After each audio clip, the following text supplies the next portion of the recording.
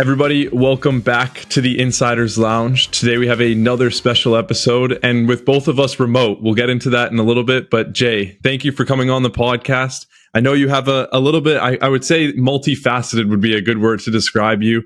You're in sports, you're in gaming, you're in tech, you're all over the world.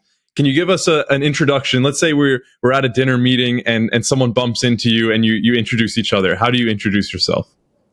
Well, first of all, Chad, thanks for having me. It's an honor to be on the pod, and I think this is a long one coming, so I'm super excited for the chat. In terms of myself, I think I don't really like the entrepreneur wording these days. I like to say that I'm someone that likes to play and build at the intersection of tech, sports, and gaming. And those are probably three of the areas that I personally have, a huge, love for. They're areas that I've been captivated, and super, super just wanted, interested in since I was a kid. And this is where I find myself as an adult trying to, look at where the future of these areas are, where the world is going. And I think today what's interesting is you see kind of areas like gaming, like, entertainment, sports, and technology all kind of coming together or intersecting.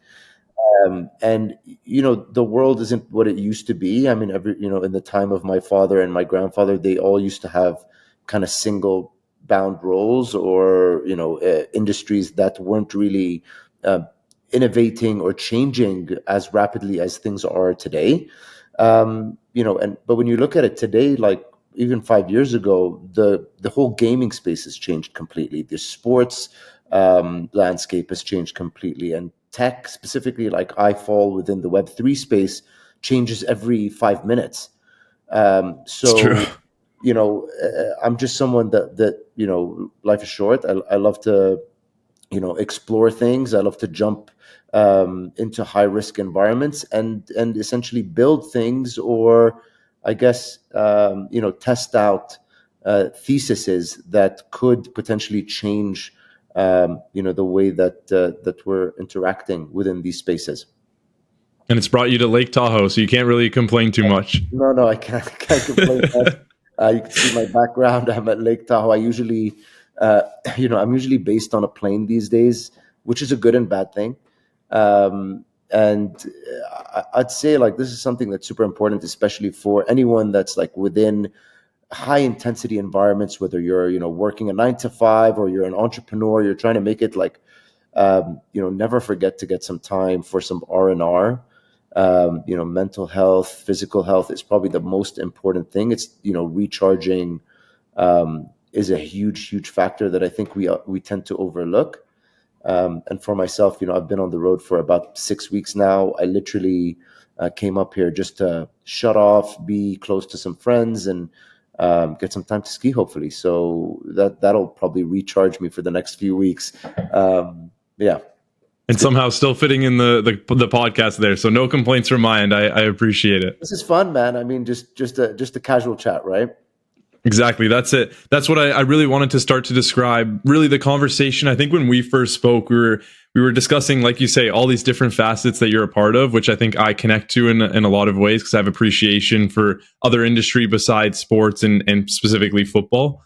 And one of the first kind of topics of conversation that we got to was the Saudi Arabian football landscape, but also the business and just the country as a whole. I think for someone like myself growing up in a South African household, but in Canada, there's not really much connection to the Middle East. It's kind of just that foreign place that is known for its oil, and you don't really know much about it. And so yeah, exactly. And the money, that's you're spot on there. So for me, it's kind of almost like what people I think look at as like a Disney, like it's like, oh, there's so much mystery to it, but you just want to like know more about it. So I think from your end, if you want to just describe like your connection to Saudi Arabia as a whole, and then what we've kind of seen the change, I would say in the last, you would know the time frame better, but in the last 10 years, especially in the sporting side, in terms of an international investment, in terms of what they're doing within the country itself, it's just gone through the roof. And I think people aren't necessarily fully aware of of what Saudi Arabia is, what they're trying to do, all these different facets of it. So if you can give us kind of like a quick rundown of your connection and the country itself. Yeah, I mean, look, I was, fortunate enough. I was born and raised in Saudi Arabia. My father was working there in the early '80s. Very, very different landscape to what you see behind me, and also a very different time. So the Saudi Arabia that I was, born and raised in is a completely different Saudi Arabia to the one that I, currently go and visit and work in today. Um, and obviously that's a huge transformation, not from just the, I guess, governmental level, but from the, I guess, global level as well, right? Like Saudi Arabia was always in a position where kind of a closed door environment, very, I guess, you look at it as more like oil and gas and kind of money, but in terms of the country, it was more like the only entry points were religious because obviously Mecca is there, so it's a holy land. Mm-hmm. Nobody was able to kind of like really enter or visit Saudi Arabia unless they were kind of going for pilgrimage. And or if you were kind of working within the landscape, and most of that is probably oil and gas. Today, you have a leadership in Saudi Arabia that's very, very forward thinking. And I'd say not too long ago, you're about right in terms of 10 years or so. But, the I guess the difference is huge, Chad. Like 10 years ago or so, was a time Saudi Arabia was still extremely, I'd say, cut off from the Western ways of doing things. And what I mean by that is like women couldn't drive. Uh, it was illegal to do a lot of very normal things. It was very just shut off. So that's not very welcoming or inviting to Western cultures or anyone that's really from there. And so, what ended up happening is with the new, well, not the new, but with the leadership from the high level, kind of putting out, I would say like a pin of a needle. Sometimes when you're trying to create a plan, you just kind of put a pin somewhere where you see yourself working towards. And that's Vision 2030, right? A lot of people see Vision 2030 as, hey, this is a landmark that Saudi is trying to get to. However, you cannot look at it like that. It's more like, okay, we're trying to get somewhere. We're going to put a pin in, a plan and a strategic kind of vision of where we should be going. And here's a landmark where we can kind of look back and see, if we need to pivot. It's like a business plan. It's Yeah. pretty interesting. So Vision 2030, is pretty big in terms of the grander vision of the nation. It's something that has transformed the country, both from like the government or the public sector and the private sector. And you see things tremendously changing from economically, culturally, innovatively, where you have a nation that was kind of like closed off to a nation that now has just opened the doors and said, "Hey guys, everyone, you're welcome to come. Mm-hmm. We're going to be less reliant on oil and gas moving forward. We want to open things up to pretty much every other sector, and we want to become, actually, the way I see it today is like we want to become the most entertainment focused country in the world. And this is where like you and I will get into it from a footballing or sporting side, but that's not the only side that is changing, right? It's really like opening the doors to everything. Um, and so that changes the blueprint, if you think about it, changes the blueprint of how things were and how things are going to go. And I think when you open doors and you kind of create such a narrative, then you start to attract, eyeballs. You attract eyeballs, you attract people, you attract podcasts, you attract startups, you attract capital to look at the region and say, okay, look what's going on here and what is this reinvention. So yeah, not long-winded answer, but from just to end it is from myself is I've seen it from a time where things were very focused in an oil and gas perspective and super closed doors to a time where I'm sitting with my friends in Lake Tahoe now and they're like, yo, I would love to visit. I'm very interested to see what's going on out there because there's a lot of talk. So it's a good Yeah, time. I think if you look at that Vision 2030, it's almost aimed at, I would say, from your generation to my generation, where if you were growing up and you're around my age, say even that 10, 20 years ago, maybe Saudi Arabia wasn't necessarily that country where you're like, oh, I really want to go see. I can say the World Cup, the World Cup, all these different things that are happening, boxing events, Cristiano Ronaldo's there, all these names that are now pushing into the industry and into the country as a whole, where you couldn't say that 20 years ago. So I think that vision has already started to work, where you have people like me going, okay, I want to start a business there. Maybe I can do something, I can start a podcast, whatever that might be. Sure. Yeah, yeah. No, 100%. Look, totally. And the other one is like you see people now, not just from a footballing sense. Again, like Kanye West, recorded his one of his albums in Saudi. Who would have thought that? Like very, this is from high IP coming in, but now you see a lot of people just wanting to visit, places like Al Ula, the Red Sea, Neom, which are huge developments in a virgin land. It's absolutely virgin. So they're building new developments out there that are super attractive for tourists, that are super attractive for pretty much anyone. And I would say a very good strategy to open that up to the world is, using influence, right? And Mhm. using influence is basically by bringing talent, whether it's football, whether it's Kanye West or whoever, to come in and to open that up to retail or everyone else. Yeah, I think the most interesting for myself, especially, is the footballing side. So let's start there. The Saudi Pro League, obviously being a big deal now. You got the Netflix show. The momentum is really pulling there. But I want to go kind of pre Saudi Pro League. I think there was kind of an initial launch with the PIF, the Public Investment Fund for Saudi Arabia, starting with international investment. So they had a few different ventures. Newcastle, I think, was one of the really big first pushes of taking this team who had been fairly mediocre the last few years and really start to push them into, okay, maybe they can start to reach Champions League and so on. Can you talk to me through that stage of those first few initial investments? Was that part of the 2030 vision? Is that kind of getting the name out there of, okay, Saudi Arabia is ready to invest, they want to be a part of the sporting scene and the entertainment scene as a whole? And then how did that kind of lead to, okay, we're starting our own league, we're going to get Cristiano Ronaldo? I think the transfer market has forever changed. I think we had these times of like when China tried to do something similar, and the MLS was also kind of a big deal in changing it. But now this is like a totally generation of football, I guess you could say.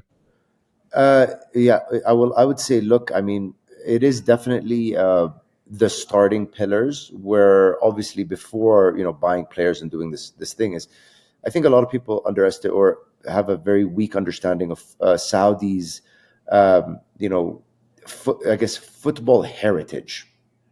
So Saudi's been a very big footballing nation for a very long time, way before Ronaldo came. So this is something that we need to kind of address here. They're a country that I think football is in their it's in their blood.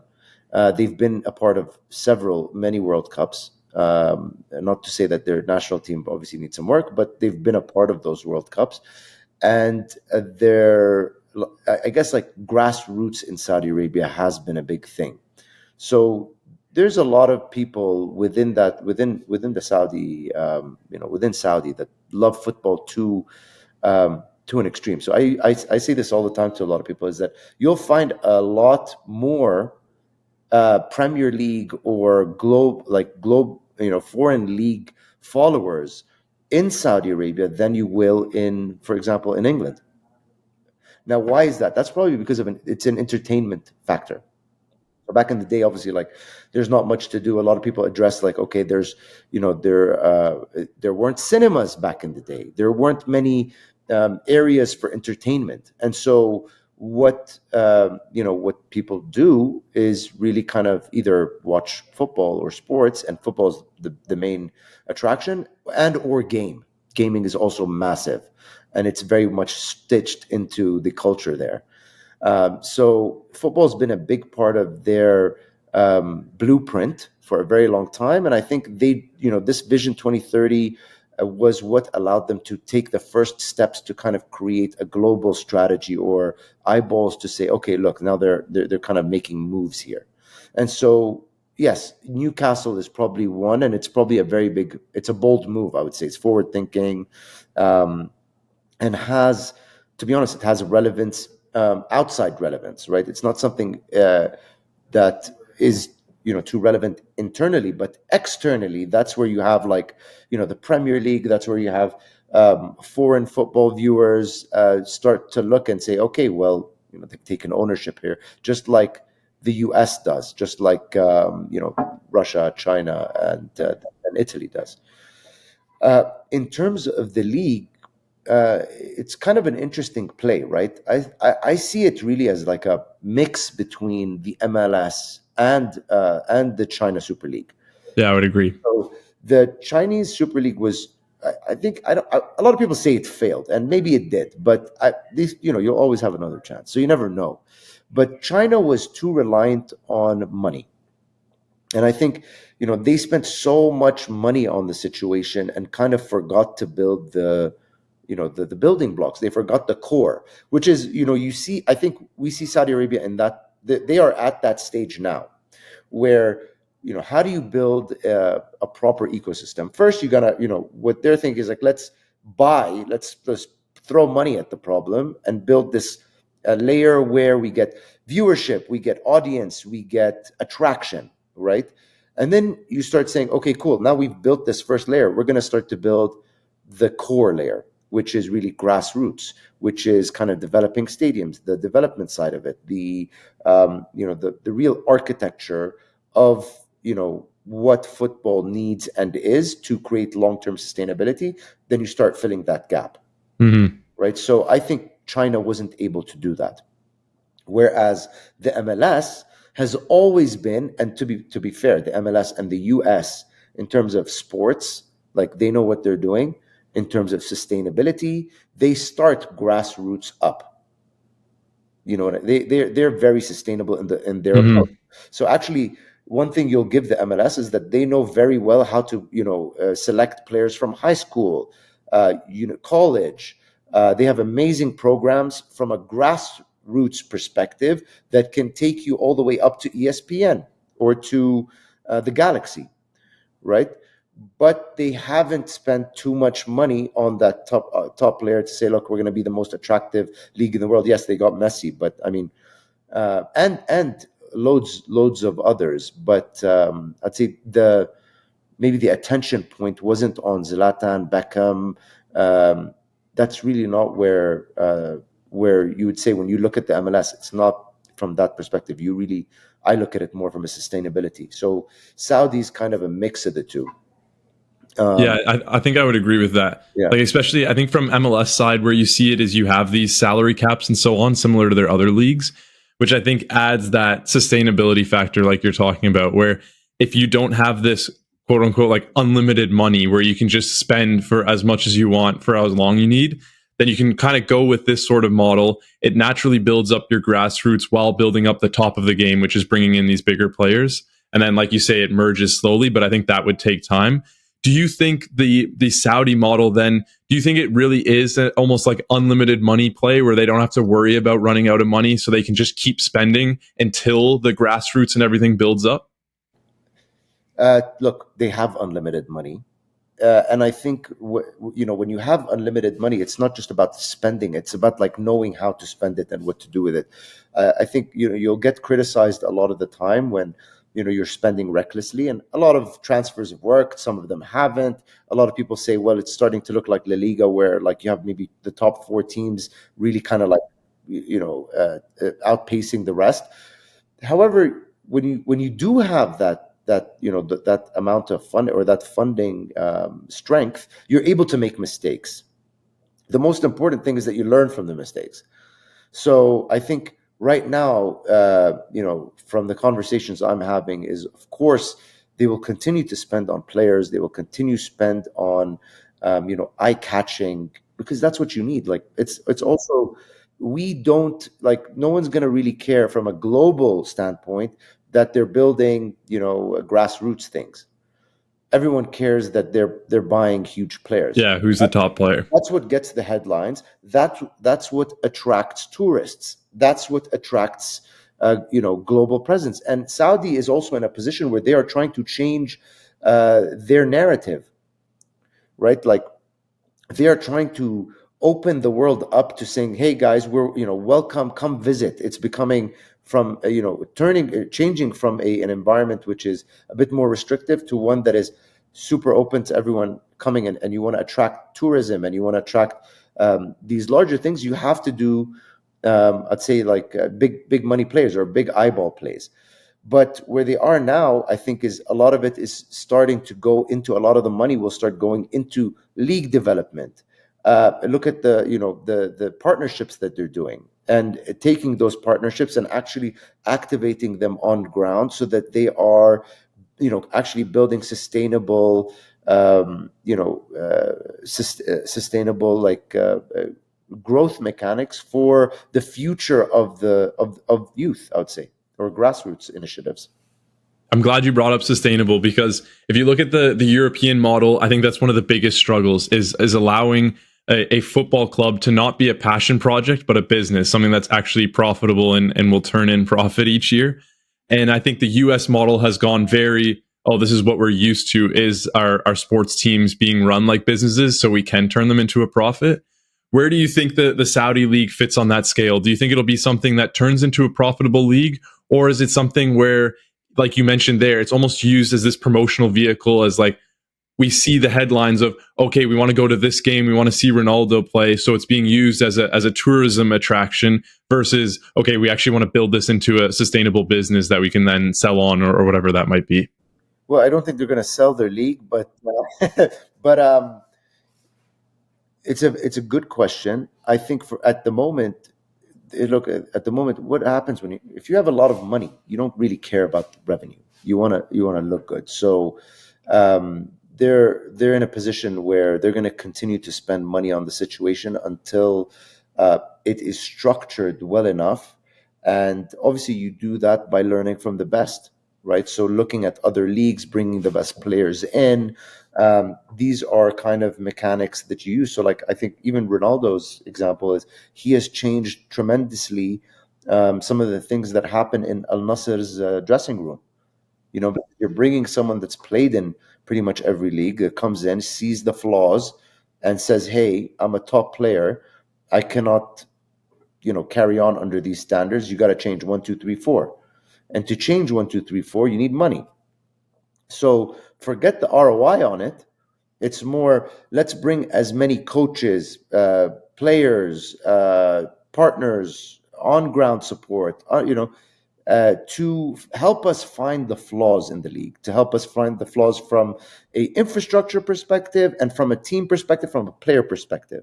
I have had a lot of players come to me and say, "Listen, Jay, like, I'm moving to Saudi, but no one in the team speaks English, or I just don't understand how to go around this player management. I just don't know how to deal." And that's a big problem. So things are changing very quickly, right? They're also finding out, well, look, if we're going to bring this caliber of player, we're also going to have to understand how to operate the situation, which means to make them feel better, make them want to stay, and to really create longevity in that. I So think, yeah, sorry, go ahead. it's not, so it's, I don't think for now it's an ROI situation. It's just like, I'll take it back to tech. In tech, you really, like, you're trying to fix a problem in the world. You'll maybe create, come to a ROI or revenue in years after you start kind of building the groundwork, which is why money really comes in at the situation, because you're gonna find mistakes, you're gonna throw money raw, you're gonna you won't find the right places to spend initially. You'll start kind of figuring that out along the way, and then eventually it comes good. And if we discuss like long-term risks and what could be an issue now, I think if you say that money can solve all problems. I think that's a bit too high. I think it can solve most problems, but I think there still is some situations where you say, hey, look, this might not be like the culture of football might, like you said, Saudi Arabia naturally, even when you were growing up, had a football culture, it was there. But sometimes it doesn't necessarily just become this integral part of the culture where it'll be natural to support a football team and so on. Where do you see like the risks in that? Is there any situations that you could see, okay, maybe this doesn't work out, or money might not solve this problem? Um, no, I think it will work out. That's for sure. I think what they've realized is that football is a very strong economic tool, or it's a very powerful tool for economic influence, right? And um, initially, that's how you kind of like build towards really kind of like bringing retail in, getting the entertainment side of things up. So I think from a like your question is when you're looking at their league and their teams, there are huge like the fan bases, the you know the fan engagement levels are massive there. They are crazy. I would love for you to go and watch a game. It's intense, and it reminds me of like the Mexican league with except they're Hmm. except they're rich. So Yeah. essentially, like a lot of people are spending a lot of money in stadium to go to the stadiums. So it's a very powerful economic tool. Um, uh, and there's a lot of the fandom towards the teams is huge as well. So Al Hilal, Al Nasser, Ittihad. Um, these teams have had a following way before any good players were there. Way before Ronaldo or anyone was playing in those teams. There was a massive following there, and yeah, just like I guess just like I really like the South America leagues because sometimes you don't know any of the there's no I guess, world-renowned players, but the fandom towards the teams is huge. It's also a representation of where you're from, your city, your all of that. And so I think what's happening now is this is just growing a brand from just being a locally cultivated one to a global powerhouse. Like I see people wearing Hilal jerseys in London. I see people wearing Al Nasser in the US, Yeah, US all the time now. and this is something that has changed everything, right? Like this is where you start looking at football teams becoming brands, and this is a very big push that I believe the PIF that's the ROI that they're trying to achieve. Hmm. They're trying to achieve just kind of this curiosity in terms of, oh, what is that? What is that team? It's in Saudi. Okay, wow. So that really just kind of starts to unlock, your curiosity about the country as well, not just the league itself. I had a conversation not too long ago with someone regarding like, I think now one of the biggest questions in the US side of things is like, okay, Messi has transformed the league. It's become this kind of whole new level. But what happens when he leaves? Because the league is so reliant on him. I think the Saudi model is a little bit different because I think they're very reliant on what Cristiano Ronaldo has done, but I also think there's enough other big names, especially at a younger age, that are coming into the league. You look at like a John Duran, he's come in behind Ronaldo, but he's someone that's young and still has a whole career ahead of him that can still Unbelievable, produce. unbelievable move. Yeah, and you could see that like John is he's one of the best players in the league at some point in the Premier League. So that's a big intention play, right? However, it's the same thing. I have the same thoughts in terms of Ronaldo leaving, but I think what's happened there is you can see it like Ronaldo's taken quite a big liking to the culture itself, is really being supported in many ways in terms of himself, his family, to understand and be embedded into the culture. Because Messi moving to the US is, trust me, a lot easier than Ronaldo and Neymar moving Much, to yeah. Saudi. Moving to Saudi Arabia is like it's not just a footballing gap in terms of like the quality of play, but it's a cultural shock, massive cultural shock for these guys, right? It's completely different. No one's like, it's different language. It's just, the whole thing is very different. So I think they've been supported in many ways to, kind of feel comfortable, and really embed themselves in all parts of the, I guess, the growth there. So you see Mhm. Ronaldo really kind of interacting with different, growth points outside of football as well. So I personally think that this is a viewership issue. This is something that maybe we'll have to look at from a viewership point of view, right? Like a John Duran is I think that's an issue for me because he hasn't captured the eyeballs just yet. For somebody to stop watching the Premier League and start watching the Pro League, whereas Ronaldo has such an influence because of what he's done that I'm willing to start watching the Pro League now because I want to follow Ronaldo. So it's a bit of a chicken and egg situation. And I think when Ronaldo stops playing for the league, that's going to be an issue. But I think from a Saudi perspective, they're trying to figure out, okay, where can we position him as part of the league to help us continue to find these gaps and help us grow and help the league to become one of the best in the world. And how do you pinpoint other players like that? But I don't think there's anyone else like Messi and Ronaldo. That's going to be the end of, like, there's no one like those two anymore. And that's also attention. Like, attention is so much harder to get these days than it used to be back then. So we're going to have to figure it out.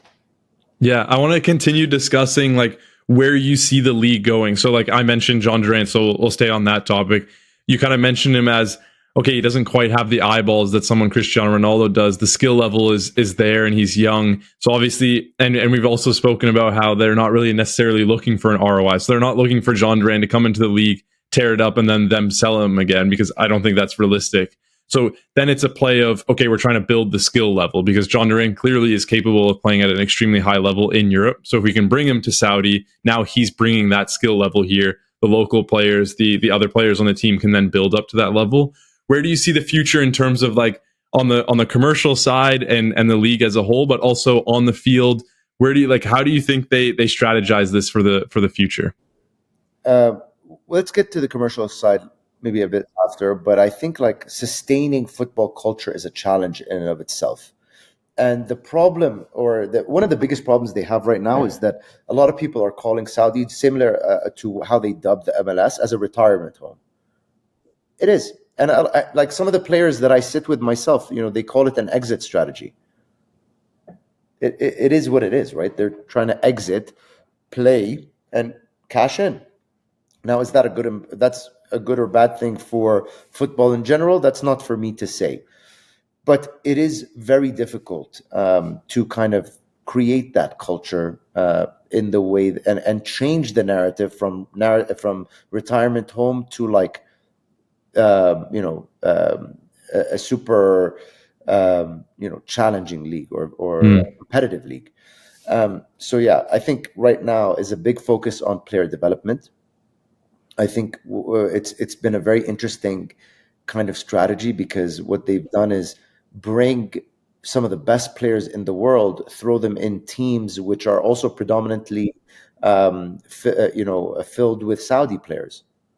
So what ends up happening is that the quality of the Saudi players also steps up a notch.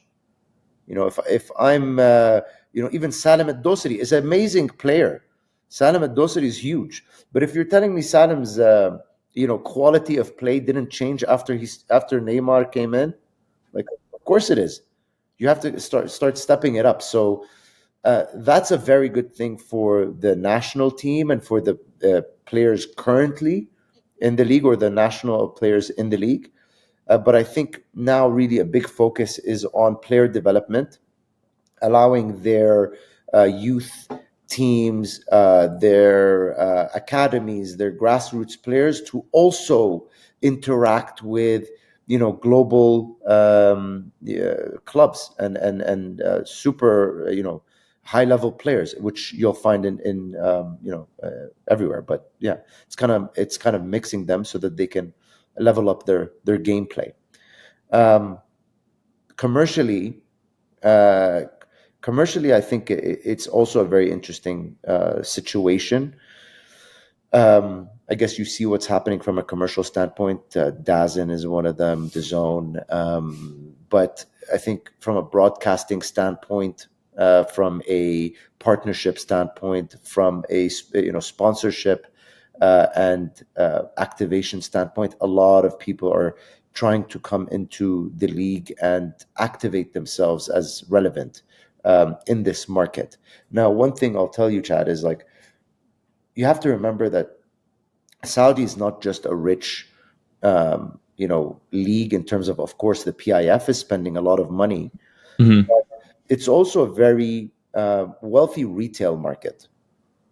And in gaming, I know I don't want to take this, but in gaming we call it like highest ARPU, which is average revenue per user. So it's also the highest average revenue per visitor at a match. So there's also a lot of retail, like people have disposable income there. So that's a very big thing for sponsors, for big brands to want to come into the market, position themselves, and start speaking locally to attract, to integrate themselves into this very new market, which is Saudi, and that's just through football is to start, right? So if I'm a perfume brand like I don't know. Well, Hugo Boss has been there for, but just an example, right? That no one's heard about in Saudi. I would potentially come in, find a sponsorship position within the league, or through a player, or within that ecosystem, so that I can get tremendous eyeballs on it, and then start positioning myself within that market, speaking, locally, to increase my sales or to increase, revenue. Yeah, it's actually just for me, it's interesting. I've never thought of it like that. Like because it's such a wealthy country doesn't mean that just the PIF is wealthy. Like so is everyone else naturally. So you start to integrate, and that brings many opportunities outside of the footballing space. I wanted to get into a bit more of like I think the national team and just Saudi football in general, not necessarily just the league. I think there's other interesting points. You look at you spoke about how this changed from when you grew up in Saudi Arabia versus now, and how different it is, and how I would say it's almost more open to the world, and trying to bring people there. I think another key indicator of that is starting the women's football team in terms of the national team, which I believe I think it was founded in 2022. Can we talk about that side of things? And I think that's almost, I think it can be taken disrespectfully if I say this wrong, but I think that's also another like promotional vehicle of like, hey, we used to not let women drive, now we're letting them play football. So it's almost like, hey, look, we're growing here. We're trying to integrate into what's happening in the football space as a whole. Can I get some of like your points on the investment in the women's side? Do you see that growing more? What's sort of the intentions in this space? Uh, I think there's a big focus on women at the moment in all sectors in Saudi, which is it's a very big it's empowerment time. Great, and I love that. Right, it's really time to a new chapter to empower women to kind of enter any space that they want, any workforce, any environment that they can. Just because I think they've been shunned for a few years, so it's time to give them, anything and everything that we can to succeed. In terms of like the women's side of football today, I think it's similar to probably like where the MLS was in the start and where most of these leagues were at the start. Yes, you know. Women couldn't drive or whatever, but that doesn't mean anything. It's more like how can you build the basic infrastructure for them to actually get into clubs, to build that, or to build a league around them, to build something competitive around them, and to hone their skills for success. So I think at the moment a lot of the investment is going into the infrastructure side, and um, I think something that I hear a lot is the scouting, right? Is like it's also a culture where it wasn't very normal for a woman to go and play football, you know, and also it's not normal for a woman to be watched by thousands and thousands of people on a Mhm. in a stadium. So How do you change that? How do you change those dynamics? That's a cultural thing, but the infrastructure is probably where it starts first. It's kind of building something that is um, attractive enough for women to kind of come into a system that they feel is like protected, and a potential, long term, opportunity for them to grow their skills, or to kind of be a part of a system that is for good and not just a waste.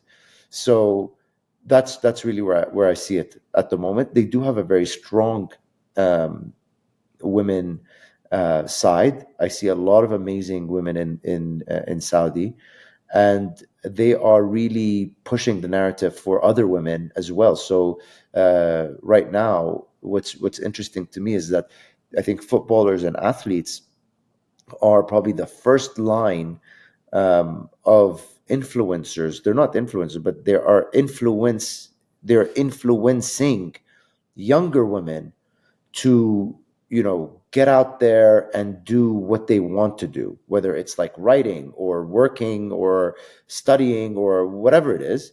uh, Mhm. you kind of really like hold on to someone, right? Like you look at a person of influence that is kind of similar to you, or of similar background. And at the moment, I see that heavily happening with women footballers, because they have that voice. They have that voice to empower others, and that's a beautiful thing. So hopefully the funding goes into the right way to just kind of build more infrastructure for them to be able to do more, to get better, and to increase their voice so that more women can be empowered to do more.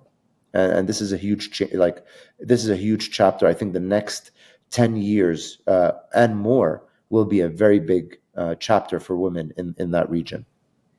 It reminds me of, like, if you compare it to the men's side in Saudi, that Qatar run in the World Cup must have been insane. Like, if you're a youth player or you're interested in playing football at a young age, seeing like, okay, we have the potential to play against Messi, like to be a competitor on the world stage, must have been unbelievable. Then you come back from kind of that stage, the league starts, so you're like, okay, now I can go and watch football on a weekly basis of the best players in the world. And I think I always like comparing it to the US, where it's in a similar stage where you want to be able to drive less than 30 minutes, have a game nearby that has really high quality players that's at an affordable price. And then you can go back home and get your kit on and play that game and play a game. And then naturally you start to build not only the culture, but the infrastructure then builds up to continue to, like you say, aspire to. You need someone to aspire to. And if you don't have that, especially someone as close to you. So the Saudi women would have had the men's team, but now they have the women's team. So now it's already become that much more personal of like,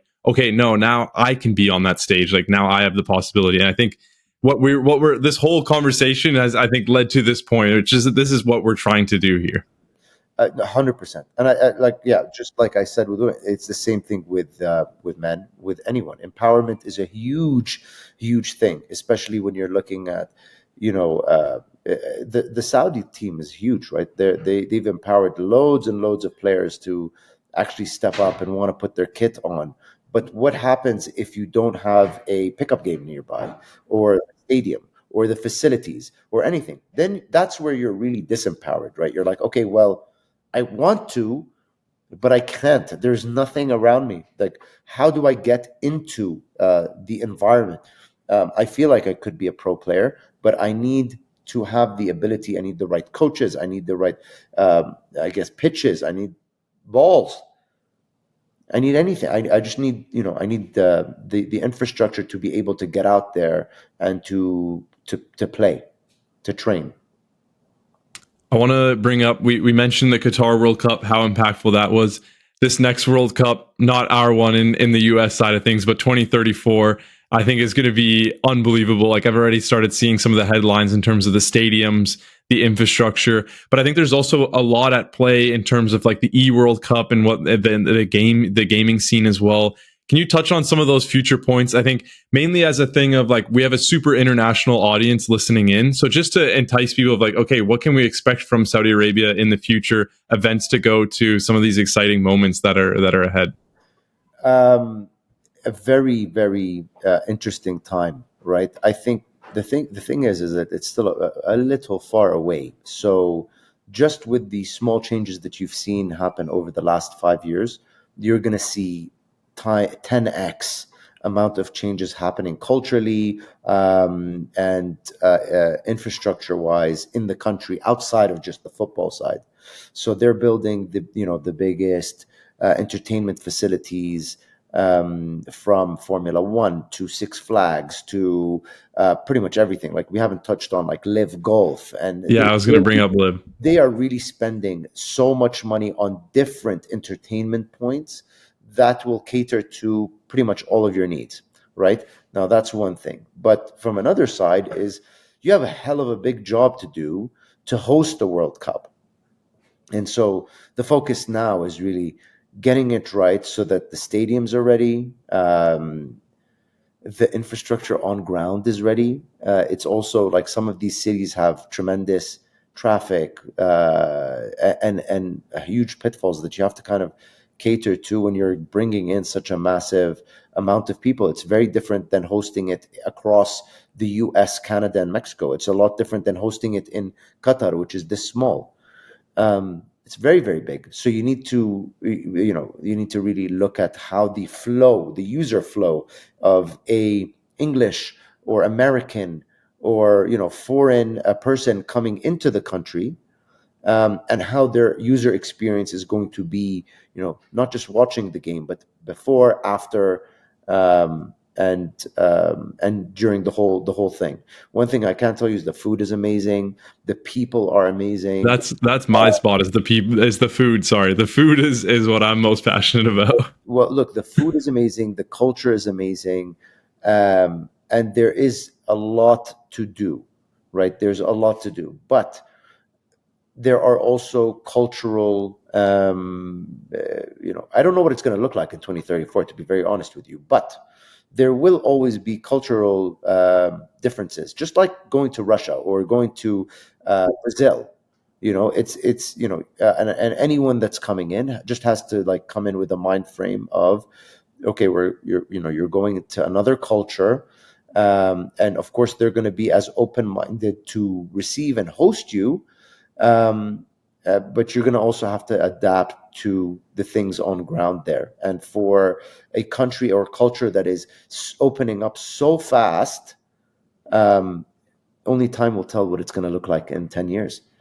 I'm very, very excited. I think they're going to do an amazing job in building the infrastructure out so that Chad comes in, has an amazing time, and I think a lot of nations did this very well, where the experience outside of the football is Mm. as amazing as it is within the football. I don't know how well Qatar did it, but Qatar is very small. That's the thing. Whereas Saudi Arabia is a massive country, there is so much more to it than just the footballing side. And I think the real trick of it is this is a very good time to bring in, visitors that will be reoccurring visitors, which is exactly what you want, right? A big part of this vision is to create, a new landscape that Saudis, a place to visit, a place to come, a place to bring your family, a place to maybe live and work. And so this is a huge point or a first touch point where you're going to get users come in for the football, but how do you impress them with everything else? How do you really like trigger them to say, well, I had a great time, but I'm going to come back because I really love this, or I'm curious to see this, and that. For me, I had that same experience with Russia. Russia was similar to Saudi, is a place where not a lot of people understand too much. It's very closed off to Western society. You only know what's in your in your local news. You don't, in the media, but you don't know what it's like on the inside. And I remember very well myself traveling to Russia that first day.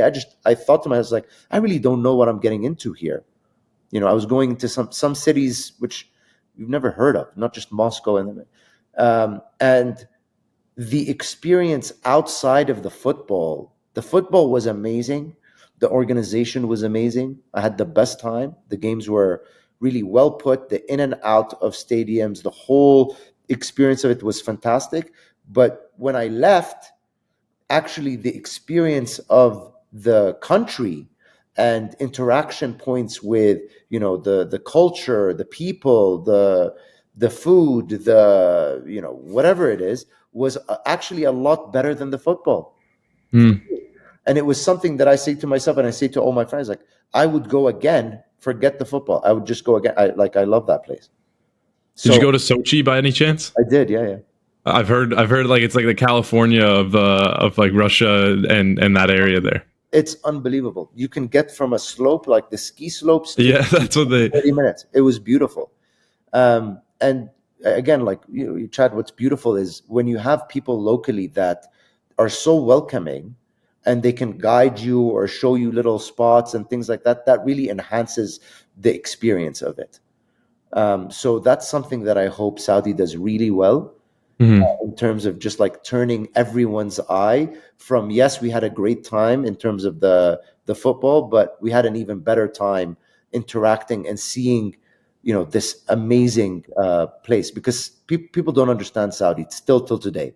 Saudi is also looked at as it's a desert. But Saudi is not just a desert. It's got snow, it's got mountains, it's got pretty much everything. It is it's a big landmass. It's got everything. So yeah, that's a big part of the user journey that I hope they get right. I don't want to take up too much of your time, so should we get into some quick fire questions here? Always, sure. Let's go. Let's do it.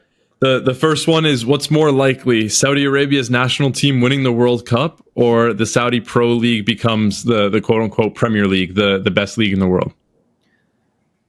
Very tough question. Um, I would say probably the Pro League becoming the best in the world, and that is because when you throw money at the situation, you can always get there faster. And if they're able to really nurture, just this like immediate visibility, which is right now, versus the kind of youth grassroots side and the infrastructure side, then they can become a very, very strong league if they continue to attract top players. Hopefully, it's not just from a monetary perspective, but through other means as well. Then I think they'll be able to. I still think they can compete quite heavily today. There's a lot of like Hilal, in my opinion, could beat Arsenal. I'm excited to see the Club World Cup, because that'll be like the first, I think, testing zone of like, okay, I think at first it was looked at as like maybe a friendly tournament. Now with the $1 billion prize pool, I think it's like, okay, this is a little bit more serious. I'm excited. Yeah, me too. Look, the teams are good. The teams at the top are good. Now, what it's gonna take is making the rest of the teams competitive enough so that they're all like, you're always challenging. Look at the Premier League. The beautiful thing about the Premier League is that even if you're at the bottom, you have to like step it up every week, because there is no easy game. It's a tough game every week, no matter who you're playing, even if you're Liverpool. Ew. But anyway, You're talking to a Liverpool fan here. Come on, yeah. you could have chose anyone. Well, it looks like they're doing well this year. But when that happens, and it becomes a strong match every week, then you're investing more every season. You're doing more. You're trying to really, you're trying to beat the competition, not just from a player perspective, but from an everything perspective, from a coaching perspective, infrastructure perspective, training perspective, the whole shebang. And that's what it's going to take. The national team winning the World Cup, I mean, if it took Messi that long, or Ronaldo couldn't do it, so maybe a bit far-fetched. No, but naturally, I think it'll take more time as a national team. You can't just throw money at a national team. You can, but it won't necessarily have an immediate impact. It'll always take more time. So I think well answered there. Do you have a dream? I was first going to say a dream Saudi Pro League signing, but I think, who do you think is the next player? Who do you think is the next Cristiano Ronaldo? Like, who's someone that could take the league from where it is now, or where Ronaldo will leave it, and really take it to that next level? I know you said there's not like that next generation of Messi, but I think there is, and I have one in mind. Actually, I just thought of it, but you go first, and then I'll give mine.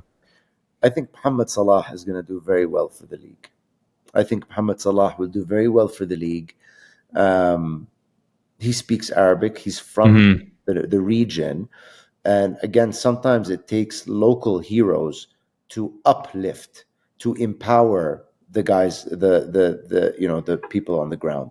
So you're going to see, a huge amount of Arabs, Egyptians, whatever, just being able to see him, to go to his games, to Yeah. be a part of that. That's going to empower a lot of people to start thinking, I can do it too. Um, so yeah, now, is that a dream signing? I think there will be a lot more, but I think as a next step, he'll do amazing. No, I think that's a good one. They should give Liverpool like at least 300-400 million, then we can kind of figure some things out after. Mine was going to be. I like the cultural approach with Salah, but for me, Lamine Yamal, I think as terms of this next generation and who has the most potential, like for a 17-year-old, the things I'm seeing from him are unbelievable. Even a Mbappe or a Haaland, they have skill level and they're at a very elite level. I just don't think they have this like next generation of what's to come from Lamine. Yes, me too. But I think it's too young. It's too early. Like I He still, needs to get the eyeballs, like you were saying. I'm still of the school of thought where it's a bit early because the league isn't there yet to start pulling these players that early. You do want them to compete more. And unfortunately, like, you can't compete with Europe. It's been there forever. So the system, the Champions League, the European League, Yamin is, I mean, he's competing with the best, which is going to continue, that's going to keep him at his best. So early for him to go. Once the Saudi Pro League becomes kind of competitive in that way, that you can kind of keep a youth player or someone under his 25s good and competitive enough in terms of he's playing with a super strong, very strong competition. There's a surrounding Super League or Champions League, or it's competitive if enough for him to continue, progressing. Then I think that'll be a good time for these young The guys. last one here, if you could sit down with one person for a meal, past or present, who would it be and why? Um, I've been asked this many times. I don't look. I'm not about the dead people, so forget the past.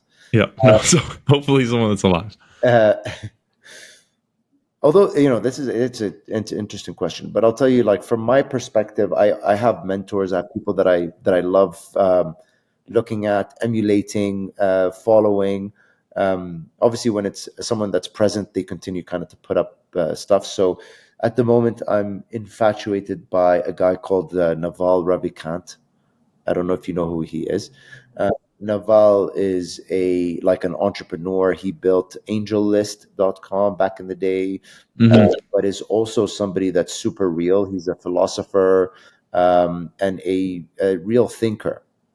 And I'd have a meal with him any day. He's kind of like a hero of mine, just because he doesn't build things to build things, but he builds things with a philosophical mind view of, okay, this is what I'm trying to solve in this world, and this is why I'm doing this, not because I want to exit and make a ton of money. And I love that school of thought, right? I like kind of building things with a proper thesis and maybe some philosophical background behind it as well. So check him out. He's got some great books out there, and some podcasts. But yeah, a lot more technical probably. I listened to My First Million by Sam Parr and Sean Purry, and they talk about him a ton. I think he's even been on the show as well. So, no, I know that's a great option and would be an incredible meal. I want to give you some time, Jay, quickly just to discuss your projects, what you're working on. Quickly shout them out in case anyone's interested, and then we'll wrap things up. Appreciate it. I mean, look, you can find me kind of everywhere these days. As I said, I'm flying around and talking a lot. But what I'm doing and focusing on at the moment is kind of twofold. At one point, in one area, I'm really big on the tech side and the gaming side. So I'm building a company called Plays Out, which is a tech publishing infrastructure. And what we're doing is essentially trying to bring mini games or hyper casual games into different super apps or large traffic apps. And then on the second fold is especially what we focus on in Saudi, is an agency called Be Engaged. And what we do there is really try to activate brands, partners, players, and help them kind of navigate the commercial space a little better. So if anyone's trying to, get into the environment of the Middle East or understand how to work within a sports or gaming related perspective, then we kind of help you navigate that and activate yourself naturally. Love it. Well said. I'll include all the links below. If you have any last words, and then we can call it a day. I appreciate it. Thanks so much for having me, Chad, and to everyone listening. I appreciate you all and sending you all love. Of course. Speak soon. Cheers.